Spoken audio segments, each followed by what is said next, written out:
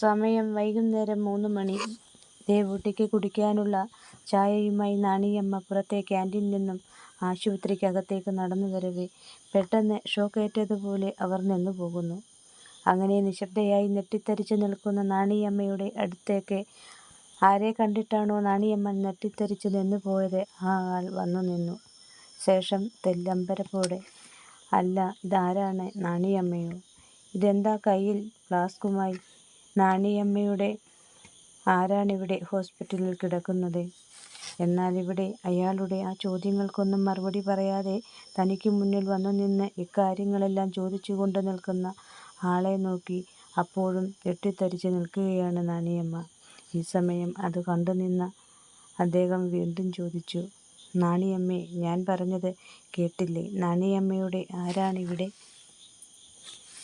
കിടക്കുന്നത്?" എന്നാൽ ഇക്കുറി അത് കേട്ടതും നാണിയമ്മ തെല്ലുപരിങ്ങലോടെ, എന്നാൽ അത് പുറത്തു കാട്ടാതെ അതേ ചോദ്യം തന്നെ അങ്ങോട്ടും ചോദിച്ചു, "കുഞ്ഞെന്താ ഇവിടെ?" നാണിയമ്മയുടെ മുന്നിൽ വന്നു നിന്ന് നാണിയമ്മയോട് ഇങ്ങനെയൊരു കാര്യം ചോദിച്ചത് മറ്റാരുമായിരുന്നില്ല, വന്ദനയുടെ ഭർത്താവ് അശോകനായിരുന്നു. അതെ, അശോകനോടായിരുന്നു നാണിയമ്മ അങ്ങനെയൊരു കാര്യം ചോദിച്ചത്. എന്നാൽ ഇവിടെ താൻ എന്താണ് ഇവിടെയെന്ന നാണിയമ്മയുടെ ആ ചോദ്യം കേട്ടതും അശോകന്റെ മുഖത്തെ അതുവരെ നിറഞ്ഞു നിന്നിരുന്ന ആ മന്ദഹാസവും അമ്പരപ്പും പതിയെ മാറിത്തുടങ്ങി. അതോടെ അവന്റെ മുഖത്ത് വല്ലാത്തൊരു തരം വിഷാദം വന്നു നിറഞ്ഞു. അത് മനസ്സിലാക്കിയ നാണിയമ്മ, "എന്തുപറ്റി കുഞ്ഞേ, മുഖം വല്ലാതെ വിഷമിച്ചിരിക്കുന്നത്?" ഈ സമയം അത് കേട്ടുനിന്ന അശോകൻ പെട്ടെന്ന് ആ വിഷയം മാറ്റാൻ ശ്രമിച്ചുകൊണ്ട് നാണിയമ്മയോട്, "അങ്ങനെയൊന്നും ഇല്ല നാണിയമ്മേ" എന്ന് പറയുന്നു. തുടർന്ന് വീണ്ടും നാണിയമ്മയോട്, "ആരാണ് സുഖമില്ലാതെ ഇവിടെ കിടക്കുന്നതെന്ന് ചോദിച്ചു." അതുകേട്ട നാണിയമ്മ എന്തു പറയണമെന്നറിയാൻ കഴിയാതെ ആദ്യമൊന്ന് പരിങ്ങി. തുടർന്ന് അവർ പറഞ്ഞു, "എൻ്റെ അടുത്തൊരു ബന്ധു." ശേഷം അശോകനോട് യാത്ര പറഞ്ഞ് നാണിയമ്മ അവിടെ നിന്നും ആശുപത്രിയുടെ അകത്തേക്ക് മെല്ലെ നടക്കാൻ തുടങ്ങി. ഈ സമയം തന്നോട് യാത്ര പറഞ്ഞ് നടന്നു നീങ്ങുന്ന നാണിയമ്മയെ നോക്കി നിൽക്കെ അശോകൻ പെട്ടെന്ന് നാണിയമ്മയെ വിളിച്ചു, "നാണിയമ്മേ." അശോകൻ ചെമ്പകശ്ശേരിയിലെത്തിയ നാൾ മുതൽ ജയകൃഷ്ണനെ കാണും പോലെ തന്നെയായിരുന്നു നാണിയമ്മ അശോകനെ കണ്ടിരുന്നത്. അതുകൊണ്ട് തന്നെ നാണിയമ്മയോട് എന്തു പറയാനുള്ള സ്വാതന്ത്ര്യം അവനുണ്ടായിരുന്നു. നാണിയമ്മയുടെ ആ ഒരു കരുതലും സ്നേഹവും മനസ്സിൽ ഓർമ്മ വന്നതിനാലായിരുന്നു അശോകൻ പെട്ടെന്ന് പിന്നിൽ നിന്ന് നാണിയമ്മയെ വിളിച്ചുപോയത്. എന്നാൽ ഇവിടെ അശോകന്റെ ആ വിളി കേട്ട് നാണിയമ്മ അശോകന്റെ നേർക്ക് തിരിഞ്ഞു നോക്കി നിന്നു. ഈ സമയം തന്നെ നോക്കി തിരിഞ്ഞു നിൽക്കുന്ന നാണിയമ്മയുടെ അരികിലേക്ക് അശോകൻ നടന്നെടുത്തു. ഇക്കുറി നാണിയമ്മയുടെ മുന്നിലെത്തിയ നിന്ന അശോകന്റെ കണ്ണുകൾ വല്ലാതെ ചുവന്നു കലങ്ങിയിരുന്നു. അത് കണ്ടതും പെട്ടെന്ന് നാണിയമ്മ, "എന്തുപറ്റി കുഞ്ഞെ, കണ്ണൊക്കെ ചുവന്നു കലങ്ങിയിരിക്കുന്നു?" എന്ന് ചോദിച്ചുകൊണ്ട് അവന്റെ മുഖത്തേക്ക് നോക്കി നിന്നു. ശേഷം വീണ്ടും തുടർന്നു, "എന്തെങ്കിലും വിഷമമുണ്ടെങ്കിൽ കുഞ്ഞ് നാണിയമ്മയോട് പറ." അതോടെ അശോകന്റെ മനസ്സിലെ ആ സങ്കടം അണപൊട്ടി. അതേ തുടർന്ന് നാണിയമ്മയ്ക്ക് മുന്നിൽ ഒന്നും ഒളിക്കാൻ നിൽക്കാതെ അവൻ നടന്ന സംഭവങ്ങളെല്ലാം നാണിയമ്മയോട് തുറന്നു പറയുന്നു.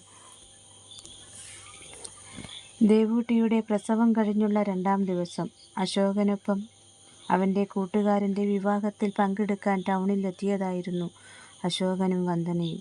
വിവാഹം കഴിഞ്ഞ് ഇരുവരും തിരികെ കണ്ണോട്ടുകരയിലേക്ക് മടങ്ങും വഴി അശോകൻ ഓടിച്ച കാർ ഒരു ബൈക്കുമായി കൂട്ടിയിടിക്കുകയുണ്ടായി. ഈ സമയം കാറിന്റെ ഫ്രണ്ട് സീറ്റിൽ അശോകനൊപ്പം ഇരുന്ന് മയങ്ങുകയായിരുന്നു വന്ദന. എന്നാൽ പെട്ടെന്നുണ്ടായ ആ ഇടിയുടെ ആഘാതത്തിൽ കാറിൽ ഉറങ്ങിക്കിടന്ന വന്ദന കാറിൽ നിന്നും തെറിച്ച് റോഡിലേക്ക് വീണു. അതോടെ അവളുടെ ബോധവും പോയി. എന്നാൽ അശോകന് പറയത്തക്ക കുഴപ്പങ്ങളൊന്നും സംഭവിച്ചിരുന്നില്ല. ഈ സമയം ആ അപകടം കണ്ട് അവിടേക്ക് ഓടിക്കൂടിയെത്തിയ നാട്ടുകാർ അശോകനെയും ബോധമില്ലാതെ കിടന്ന വന്ദനയെയും തൊട്ടടുത്ത സ്വകാര്യ ആശുപത്രിയിലേക്ക് കൊണ്ടുപോകുന്നു. ആശുപത്രിയിലെത്തിച്ച വന്ദനയെ അപ്പോൾ തന്നെ ലേബർ റൂമിലേക്കും തുടർന്ന് അവിടെ നിന്നത്തെ പരിശോധനയ്ക്ക് ശേഷം ഓപ്പറേഷൻ തിയേറ്ററിലേക്കും മാറ്റുന്നു. കാരണം കാറിനുള്ളിൽ നിന്നും റോഡിലേക്ക് വീണ വീഴ്ചയിൽ വന്ദനയുടെ വയർ താഴെ നിലത്ത് ചെന്ന് നന്നായി ഇടിച്ചിരുന്നു. ആ ഇടിയുടെ ആഘാതത്തിൽ വന്ദനയ്ക്ക് നല്ല ബ്ലീഡിങ്ങും ഉണ്ടായി. അതോടെയാണ് അവളെ ഓപ്പറേഷൻ തിയേറ്ററിലേക്ക് മാറ്റിയത്. എന്നാൽ ഇവിടെ ആ ആക്സിഡന്റിൽ അശോകന് പറയത്തക്ക അപകടങ്ങളൊന്നും സംഭവിച്ചിരുന്നില്ല. പക്ഷേ വന്ദനയെയും അവളുടെ വയറ്റിൽ കിടക്കുന്ന തൻ്റെ കുഞ്ഞിനെയും കുറിച്ച് ഓർത്തതോടെ അവൻ വല്ലാതെ പേടിച്ചു ടെൻഷനടിക്കാൻ തുടങ്ങിക്കഴിഞ്ഞിരുന്നു. അങ്ങനെ ടെൻഷനടിച്ചു നിൽക്കുന്ന അശോകനോട് ഡോക്ടർ എത്രയും പെട്ടെന്ന് തന്നെ വന്ദനയുടെ ഓപ്പറേഷൻ നടത്തണം, അത് ചെയ്യാത്ത പക്ഷം അവൾക്കും കുഞ്ഞിനും അത് ആപത്തുണ്ടാക്കുമെന്ന് പറയുന്നു. അതോടെ അശോകൻ മറ്റൊന്നും ചിന്തിച്ചില്ല. ആശുപത്രി അധികൃതർ നൽകിയ ആ പേപ്പറിൽ അശോകൻ ഒപ്പിട്ട് കൊടുക്കുന്നു. അതോടെ വന്ദനയെ അവർ ഓപ്പറേഷൻ ചെയ്തു. വന്ദനയ്ക്ക് ഇത് 8-ാം മാസമായിട്ടേ ഉണ്ടായിരുന്നുള്ളൂ. അങ്ങനെ 3 ഡോക്ടർമാരുടെ നേതൃത്വത്തിൽ വന്ദനയുടെ ഓപ്പറേഷൻ നടക്കുകയാണ് ഇപ്പോൾ അകത്തെ മുറിയിൽ. ഒടുവിൽ ഓപ്പറേഷൻ കഴിഞ്ഞെങ്കിലും ഡോക്ടർമാർക്ക് വന്ദനയുടെ ജീവൻ മാത്രമേ രക്ഷിക്കാൻ കഴിഞ്ഞിരുന്നുള്ളൂ. വന്ദനയുടെ കുഞ്ഞിനെ രക്ഷിക്കാൻ അവർക്ക് കഴിഞ്ഞിരുന്നില്ല. ഇതറിഞ്ഞ അശോകൻ ആകെ തകർന്നു. ഇതിനിടെ അശോകൻ ചെമ്പകശ്ശേരിയിലേക്ക് വിളിച്ച് കാര്യങ്ങൾ പറഞ്ഞിരുന്നു. അശോകൻ ഫോൺ ചെയ്ത് പറഞ്ഞതനുസരിച്ച് ചെമ്പകശ്ശേരിയിൽ നിന്നും ജയകൃഷ്ണൻ ഒഴികെ മറ്റെല്ലാവരും ഇവിടേക്ക് പുറപ്പെട്ടു കഴിഞ്ഞിരുന്നു. എന്നാൽ കുഞ്ഞ് മരിച്ച വിവരം പക്ഷേ അവൻ ആരോടും പറഞ്ഞിരുന്നില്ല. എന്നാൽ ഇവിടെ ഓപ്പറേഷൻ കഴിഞ്ഞെങ്കിലും വന്ദനയ്ക്ക് ബോധം തെളിഞ്ഞിരുന്നില്ല എന്നത് മറ്റൊരു ദുഃഖവുമായി നിലനിൽക്കുകയാണ്. ഡോക്ടർമാർ വന്ദനയ്ക്ക് കുഴപ്പമൊന്നുമില്ല എന്ന് ഉറപ്പ് പറഞ്ഞതിൻ്റെ സമാധാനത്തിലായിരുന്നു അശോകൻ ഫോൺ ചെയ്ത് പറഞ്ഞതനുസരിച്ച് ചെമ്പകശ്ശേരിയിൽ നിന്നും നമ്പ്യാരും കുടുംബവും ആശുപത്രിയിലെത്തി. അശോകനോട് അവർ കാര്യങ്ങൾ ചോദിച്ചറിയുന്നു. അവരുടെ ചോദ്യങ്ങൾക്കെല്ലാം അവൻ മറുപടിയും പറഞ്ഞു. എന്നാൽ വേദനയോടാണെങ്കിലും കുഞ്ഞ് മരിച്ച കാര്യം, ആ ഒരു കാര്യം മാത്രം അവൻ ആരോടും പറഞ്ഞിരുന്നില്ല. അശോകനെക്കൊണ്ട് അവർക്ക് മുന്നിൽ ഇങ്ങനെയൊരു കള്ളം പറയിപ്പിച്ചത് വന്ദനയായിരുന്നു. കാരണം വന്ദനയ്ക്ക്, അതും ഗർഭിണിയായ തങ്ങളുടെ മകൾക്ക് ആക്സിഡന്റ് സംഭവിച്ചു എന്ന് അറിഞ്ഞപ്പോൾ തന്നെ ആ വീട്ടിലുള്ള അവരുടെ മാനസികാവസ്ഥ എന്തായിരിക്കുമെന്ന് അശോകൻ മനസ്സിലാക്കി കഴിഞ്ഞിരുന്നു. അങ്ങനെയുള്ളപ്പോൾ അവളുടെ കുഞ്ഞുകൂടി നഷ്ടപ്പെട്ടുവെന്നറിയുമ്പോൾ അവർക്കുണ്ടാകുന്ന ആ ഒരു ഷോക്ക് എത്രത്തോളം വലുതായിരിക്കുമെന്ന് അവനറിയാമായിരുന്നു. അതിനാൽ ഇപ്പോൾ ഉണ്ടായ ഈ ഒരു ഷോക്കിൽ നിന്നും എല്ലാവരും ഒന്ന് കരകയറി കഴിയുമ്പോൾ കുഞ്ഞിൻ്റെ കാര്യം പറയാമെന്ന് അവൻ സ്വയം തീരുമാനിച്ചു.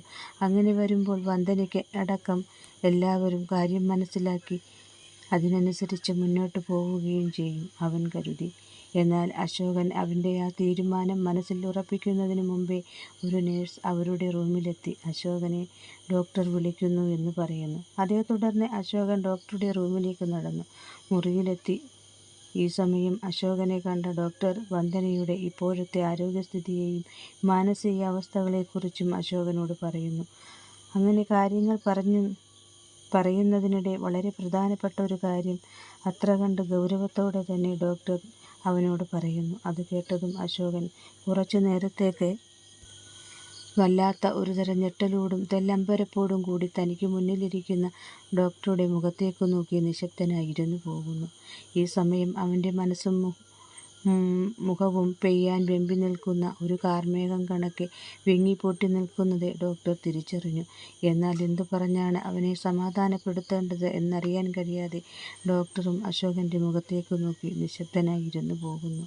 ഒടുവിൽ ഡോക്ടർ പറഞ്ഞതെല്ലാം കേട്ടതിന് ശേഷം അശോകൻ ആ മുറിയിൽ നിന്നും പുറത്തേക്കിറങ്ങി റൂമിലേക്ക് പോകാതെ ഹോസ്പിറ്റലിൽ നിന്നും പുറത്തേക്ക് നടന്നു. അപ്പോഴും ഡോക്ടർ പറഞ്ഞ ആ വാക്കുകൾ അവൻ്റെ കാതിനുള്ളിലും ഹൃദയത്തിലും അലയടിച്ചു കൊണ്ടേയിരുന്നു. അവിടെ നിന്നും ഹോസ്പിറ്റലിന് പുറത്തേക്ക് എത്തിയ അശോകൻ ആശുപത്രിയിലെ തിരക്കൊഴിഞ്ഞ ഒരു ഭാഗത്തായി വന്നു നിന്നു. അങ്ങനെ ആളൊഴിഞ്ഞ ഭാഗത്തായി വന്നു മൂകനായി നിൽക്കുന്ന അശോകൻ്റെ മനസ്സിൽ ഒരു കടൽ ആർത്തിരമ്പുകയായിരുന്നു. ഈ സമയം മറുവശത്തെ റൂമിനുള്ളിൽ നേഴ്സ് വന്ന് വിളിച്ചതിനെ തുടർന്ന് അവിടെ നിന്നും ഡോക്ടറെ കാണാൻ റൂമിലേക്ക് പോയ അശോകനെയും കാത്ത് ഡോക്ടർ എന്തിനാണ് വിളിച്ചതെന്നും എന്താണ് അവനോട് പറഞ്ഞതെന്നും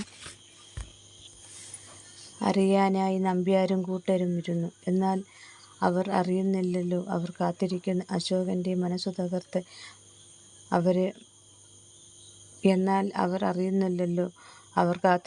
അശോകൻ മനസ്സു തകർന്ന് അവരെ ഫേസ് ചെയ്യാൻ കഴിയാത്തതിനാൽ മറഞ്ഞു നിൽക്കുകയാണെന്ന സത്യം. അങ്ങനെ എല്ലാവരിൽ നിന്നും അല്പനേരത്തേക്ക് ഒഴിഞ്ഞുമാറി ആ ഹോസ്പിറ്റലിന് പുറത്ത് ഏകനായി നിൽക്കുകയാണ് അശോകൻ. അങ്ങനെ ഒറ്റയ്ക്ക് മനസ്സു തകർന്നു നിൽക്കുമ്പോഴാണ് അശോകൻ നാണിയമ്മയെ കണ്ടത്. അങ്ങനെ മനസ്സു തകർന്ന് അശോകൻ നിന്ന വന്ദന ഓപ്പറേഷൻ ചെയ്ത് കിടന്ന ആ ആശുപത്രി ഈ ദേവൂട്ടി പ്രസവിച്ചു കിടന്ന കിങ് ആശുപത്രിയായിരുന്നു. അപകടത്തിൽപ്പെട്ട അശോകനെയും വന്ദനയെയും നാട്ടുകാർ കൊണ്ടുവന്നത് ഇവിടേക്കായിരുന്നു. അവിടെ വെച്ചാണ് വന്ദനയ്ക്ക് അവളുടെ കുഞ്ഞിനെ നഷ്ടമായിരിക്കുന്നത്. പണമില്ലാത്തതിൻ്റെ പേരിൽ പാവം പിടിച്ച് സംസാരിക്കാൻ പോലും കഴിയാത്ത ഒരു സാധു പെൺകുട്ടിയെയും അവളുടെ വയറ്റിൽ കിടന്ന ആ കുഞ്ഞു ജീവനെയും കൊന്നുകളയാൻ തീരുമാനിച്ചതും അതിൻ്റെ പേരിൽ ആ പാവത്തിന് ശാരീരികമായും മാനസികമായും ഒരുപാട് വേദനിപ്പിക്കുകയും കഷ്ടപ്പെടുത്തുകയും ഒടുവിൽ അതിൻ്റെ ജീവിതം പോലും തകർത്തെറിയുകയും ചെയ്തതിൻ്റെ ഫലം അത് അനുഭവിക്കാതെ പോകാതിരിക്കാൻ തരമില്ലല്ലോ. അതാണിവിടെ സംഭവിച്ചത്. അതാണ് സത്യവും. എന്നാൽ വന്ദന ഹോസ്പിറ്റലിൽ വന്നതും അവളുടെ കുഞ്ഞ് മരിച്ചതും ദേവൂട്ടി അറിഞ്ഞിരുന്നില്ല. അതുകൊണ്ട് തന്നെ ഒട്ടും പ്രതീക്ഷിക്കാതെ അശോകനെ അവിടെ കണ്ട നാണിയമ്മ ഒന്ന് അമ്പരന്നു. ഒപ്പം ചെറുതായിട്ടാണെങ്കിലും ഒന്ന് ഞെട്ടി. കാരണം ഞാൻ പറയാതെ തന്നെ അറിയാമല്ലോ, അവരുടെയെല്ലാം ആ ജന്മശത്രുവായ ദേവൂട്ടിക്കൊപ്പമാണ് നാണിയമ്മ എന്നറിഞ്ഞാൽ ഉണ്ടാകാൻ പോകുന്ന പുകിലെത്രയാണെന്ന് അറിയാമായിരുന്നു. അതായിരുന്നു കാരണം. ഒടുവിൽ കുഞ്ഞിൻ്റെ മരണവും ഇക്കാര്യവും മറ്റുള്ളവരോട് മറച്ചുവെച്ചതുമായ എല്ലാ കാര്യങ്ങളും അവൻ നാണിയമ്മയോട് തുറന്നു പറയുന്നു. എന്നാൽ അതെല്ലാം കേട്ട് ശ്വാസമടക്കി നിർത്തി ഞെട്ടിത്തരിച്ച് നിൽക്കുകയാണ് നാണിയമ്മ. ഒടുവിൽ ഒരു ദീർഘനിശ്വാസം ഉതിർത്തുകൊണ്ട് അവർ, എന്താ കുഞ്ഞേ ഞാനീ കേൾക്കുന്നത്? എൻ്റെ ഭഗവാനെ, എന്താ ഇതൊക്കെ? ഇവിടെ നടന്നതും ഇനി നടക്കാൻ പോകുന്നതും എനിക്കൊന്നും മനസ്സിലാകുന്നില്ല എൻ്റെ ഭഗവാനെ. അവർ വീണ്ടും ദൈവത്തെ വിളിച്ചു. തൻ്റെ മനസ്സിലെ ഭാരവും സങ്കടവും അവിടേക്ക് പറഞ്ഞു പോകുന്നു. തുടർന്ന് അല്പനേരത്തേക്ക് നിശബ്ദയായി നിന്നു പോകുന്ന നാണിയമ്മ പിന്നീട് പതിയെ പറഞ്ഞു തുടങ്ങി. ഒക്കെ അനുഭവിക്കണം. ഒരു പാവം നാക്കെടുക്കാൻ കഴിയാത്ത ഒരു സാധു പെൺകുട്ടിയോട് അവർ കാട്ടിയ ക്രൂരതയ്ക്ക് ദൈവം തമ്പുരാൻ നൽകിയ ശിക്ഷയാണിത്. ഇതെല്ലാം അനുഭവിക്കുക, അല്ലാതെ എന്താണ് പറയുക? പിന്നെ ഈ ഒരു സാഹചര്യത്തിൽ ഞാനിത് പറയാൻ പാടില്ല എന്നെനിക്കറിയാം. അത് കുഞ്ഞിന് എത്ര കണ്ട് വിഷമമാണെന്നും അറിയാം. എന്നാലും പറയാണ്ടിരിക്കാൻ കഴിയില്ല കുഞ്ഞ്. കാരണം അത്ര കണ്ട് ആ ദുഷ്ടക്കൂട്ടങ്ങൾ ആ പാവം പെൺകുട്ടിയെ കണ്ണീർ കുടിപ്പിച്ചിരുന്നു. സത്യം, ഇപ്പോഴും ആ പെൺകുട്ടി അനുഭവിക്കുന്ന വിഷമം എത്രയാണെന്ന് ഭഗവാന് മാത്രമേ അറിയുകയുള്ളൂ. അതുമാത്രമാണോ പാവം എൻ്റെ ജയൻ കുഞ്ഞ്? എന്തു നല്ല സ്വഭാവമുള്ള ഒരു കുട്ടിയായിരുന്നു. ഇന്ന് അവൻ്റെ സ്ഥിതി എന്താണ്? കുടിച്ച് വെളിവില്ലാത്ത ഒരു അനാഥ ജന്മമായി തീർന്നില്ലേ ആ പാവം മോനും? ഇതിനെല്ലാം കാരണം ആ ദുഷ്ടക്കൂട്ടങ്ങളല്ലേ? പിന്നെ കുഞ്ഞു മാത്രം ഇങ്ങനെ വിഷമിക്കാതെ കാര്യങ്ങളെല്ലാം വന്ദനയോടും അവരുടെ അച്ഛനോടും അമ്മയോടും മറ്റുള്ളവരോടും പറയുക. അവരും അറിയട്ടെ കാര്യങ്ങൾ. തങ്ങൾ ചെയ്തു കൂട്ടിയ ക്രൂരതയ്ക്ക് ദൈവം നൽകിയ ശിക്ഷയുടെ വേദനയും നീറ്റലും അവരും ഒന്നറിയട്ടെ. അതല്ലേ അതിൻ്റെ ശരി. നാണിയമ്മ പറഞ്ഞു നിർത്തുന്നു. ഒക്കെ ശരിയാണ് നാണിയമ്മേ. പക്ഷേ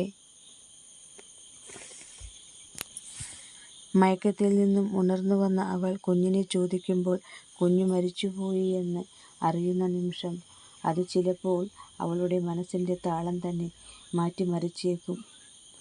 അതല്ലെങ്കിൽ ആ ഒരു കാര്യം അറിയുന്ന നിമിഷം ചിലപ്പോൾ അവളെയും എനിക്ക് നഷ്ടമായെന്നും വരും. കാരണം അത്ര കണ്ട് വീക്കാണ് അവളും അവളുടെ മനസ്സും. ആ ഒരു അപകടം അവൾക്ക് അത്ര കണ്ട് ഷോക്കാണ് നൽകിയിരിക്കുന്നത്. ഇക്കാര്യം ഡോക്ടർ എന്നോട് പറഞ്ഞ ആ നിമിഷം മുതൽ മനസ്സിൽ പാതി ചത്ത ജഡമായി തീർന്നു കഴിഞ്ഞു നാണിയമ്മേ ഞാൻ. അതുകൊണ്ടാണ് ഞാൻ ഇക്കാര്യങ്ങളൊന്നും ആരോടും പറയാതിരുന്നത്. അല്ലാതെ അവരുടെ ക്രൂരതകളെ സപ്പോർട്ട് ചെയ്യുകയായിരുന്നില്ല. ഇപ്പോൾ നാണിയമ്മയ്ക്ക് മുന്നിൽ നിൽക്കുന്ന ഞാൻ ഒരു ജഡം മാത്രമാണ്. ഭാര്യയ്ക്കു വേണ്ടി ഒന്നും ചെയ്യാൻ കഴിയാത്ത വെറുമൊരു ജഡം. അത് പറയുമ്പോൾ അവൻ്റെ ശബ്ദം വല്ലാതെ ഇടറിയിരുന്നു. അത് മനസ്സിലാക്കിയ നാണിയമ്മയുടെ ഹൃദയവും പിടഞ്ഞു, കണ്ണുകളും ചുവന്നു കലങ്ങി. തുടർന്ന് നാണിയമ്മ പറഞ്ഞു തുടങ്ങി. കുഞ്ഞ് പറഞ്ഞതെല്ലാം ശരിയാണ്. പക്ഷേ ഈ ഒരു സാഹചര്യത്തിൽ നിന്നും കുഞ്ഞ് വന്ദനമോളെ എങ്ങനെയാണ് രക്ഷപ്പെടുത്തും? എന്താ എന്നാണ് പറയുന്നത്. അതുകേട്ട അശോകൻ, എനിക്കൊന്നും അറിയില്ല നാണിയമ്മേ എന്ന് പറഞ്ഞുകൊണ്ട് അവൻ നിസ്സംഗതനായി നിന്നു പോകുന്നു. ഈ സമയം അശോകനെ നോക്കി നാണിയമ്മയും നിശബ്ദയായി നിന്നു. ആ നിശബ്ദതയ്ക്കൊടുവിൽ അവർ ഇരുവരും കൂടി ആലോചിച്ച് ഒരു മാർഗത്തിലെത്തി. എന്നാൽ അത് നടപ്പാക്കണമെങ്കിൽ മൂന്നാമതൊരാളുടെ സഹായം കൂടിയേ തീരൂ. അതുമാത്രമല്ല, ഈ ഒരു സഹായം ഇവിടെ എത്ര പേർ ചെയ്തു തരുമെന്നൊരു വലിയ ചോദ്യവും അവർക്ക് മുന്നിലുണ്ടായിരുന്നു. അങ്ങനെ അവർ ഇരുവരും കൂടി ആലോചിച്ചു കണ്ടുപിടിച്ച ആ ഒരു മാർഗം അത് മറ്റൊന്നുമായിരുന്നില്ല, മറ്റൊരു കുഞ്ഞിനെ ദത്തെടുക്കുക. ആർക്കും വേണ്ടാത്ത, ആരോരുമില്ലാത്ത ഒരു കുഞ്ഞിനെ ദത്തെടുക്കുക. ഇന്നത്തെ കാലത്ത് അതിന് അത്ര വലിയ ബുദ്ധിമുട്ടൊന്നുമില്ല എന്നറിയാം. എന്നാൽ ഒരു നവജാത ശിശുവിനെ കിട്ടുക എന്നത് അത്ര കണ്ട് എളുപ്പമുള്ള ഒരു കാര്യമായിരുന്നില്ല. അങ്ങനെ ഒട്ടും പ്രതീക്ഷിക്കാത്ത, അതിലുപരി നടപ്പു വശം ഒട്ടും തന്നെയില്ലാത്ത ഒരു മാർഗം അതായിരുന്നു അവർ ഇരുവരും കൂടി കണ്ടെത്തിയത്. തുടർന്ന് അവർ ഇരുവരും കൂടി അതേക്കുറിച്ചുള്ള ഒരു വലിയ ചർച്ച തന്നെ നടത്തി. ആ ചർച്ചയ്ക്കൊടുവിൽ അങ്ങനെയൊരു കുഞ്ഞിനെ എവിടെ നിന്നും കണ്ടെത്തുമെന്നായി. ഈ വലിയ ഹോസ്പിറ്റലിൽ അങ്ങനെ കുഞ്ഞിനെ വേണ്ടാത്തവരായി ആരെങ്കിലും ഉണ്ടായിരിക്കുമോ? അറിയില്ല. ഡോക്ടറോട് ചോദിച്ചാലോ? എന്നിട്ട് നമുക്ക് നമ്മുടെ സങ്കടാവസ്ഥ പറയാം. എന്നിട്ട് നമ്മളെ ഒന്ന് സഹായിക്കണമെന്നും പറയാം. അങ്ങനെയെങ്കിൽ ഇക്കാര്യം നമുക്ക് ആദ്യം വന്ദനയെ നോക്കുന്ന ഡോക്ടറോട് തന്നെ പറയാം. എന്നിട്ട് നമ്മളെ സഹായിക്കാൻ പറയാം. അതാകുമ്പോൾ ഡോക്ടർക്ക് നമ്മുടെ അവസ്ഥകളെല്ലാം നേരിട്ടറിയാവുന്ന ആൾ കൂടിയല്ലേ. അതാകുമ്പോൾ ചിലപ്പോൾ നമ്മളെ സഹായിച്ചേക്കും. ഇരുവരും പറഞ്ഞു നിർത്തി. തൻ്റെ മനസ്സിലെ ആ വലിയ ഭാരം നാണിയമ്മയ്ക്ക് മുന്നിൽ ഇറക്കി വെച്ചതോടെ അവൻ്റെ മനസ്സിൽ അല്പം ആശ്വാസം കണ്ടെത്താൻ ആ ശാന്തതയുമായി അവൻ കാര്യങ്ങൾ ചിന്തിച്ചു തുടങ്ങി. അതിൻ്റെ ഭാഗമായി കുഞ്ഞിനെക്കുറിച്ചുള്ള കാര്യങ്ങൾ വന്ദനയെ നോക്കുന്ന ഡോക്ടറോട് തന്നെ സംസാരിക്കാൻ തീരുമാനിച്ചുകൊണ്ട് ഡോക്ടറുടെ അടുത്തേക്ക് തന്നെ പോകാനും തീരുമാനിക്കുന്നു. അവൻ്റെ ആ തീരുമാനത്തിന് നാണിയമ്മയും ധൈര്യം നൽകുന്നു. തുടർന്ന് നാണിയമ്മ ദേവൂട്ടിയുടെ അടുത്തേക്ക് നടന്നു. എന്നാൽ ഒട്ടും പ്രതീക്ഷിക്കാതെ അശോകനും നാണിയമ്മയുടെ ഒപ്പം നാണിയമ്മ പറഞ്ഞ നാണിയമ്മയുടെ ബന്ധുവിനെ കാണാനായി വരുന്നു എന്ന് പറഞ്ഞുകൊണ്ട് അവർക്കൊപ്പം നടന്നു. നാണിയമ്മ അവനെ എതിർത്തില്ല, പകരം അവനെ ഒപ്പം കൂട്ടുകയാണ് ചെയ്തത്. ഒടുവിൽ ഇരുവരും കൂടി നാണിയമ്മയുടെ ബന്ധു കിടക്കുന്ന റൂമിലെത്തി.